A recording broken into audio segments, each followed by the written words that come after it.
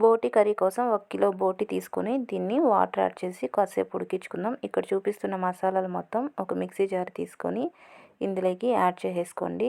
దీన్ని మెత్తటి పేస్ట్ లాగా మిక్సీకి పట్టేసుకుందాం. ఇప్పుడు ఉడికించుకున్న బోటిని శుభ్రంగా 2-3 సార్లు క్లీన్ చేసుకొని పెనంలో యాడ్ చేసి ఆయిల్, ఉప్పు, పసుపు యాడ్ చేసి ఇదంతా ఫ్రై అయ్యేంతసేపు చక్కగా ఫ్రై చేసేసుకోవాలి.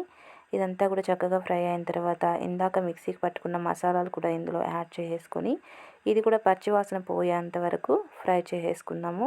ఇది పచ్చివాసన అంతా పోయేలాగా ఫ్రై అయిన తర్వాత ఇందులోకి రుచికి సరిపడా రెడ్ చిల్లీ పౌడర్, ధనియా powder, garam masala powder add చేసి ఇది కూడా పచ్చివాసన పోయేలాగా ఒకసారి బాగా కలిపేసుకొని ఇందులోకి వాటర్ని యాడ్ చేసి బాగా ఉడికించుకుంటే ఎంతో టేస్టీ అయినటువంటి బోటి కర్రీ మనకి రెడీ అయిపోతుందండి.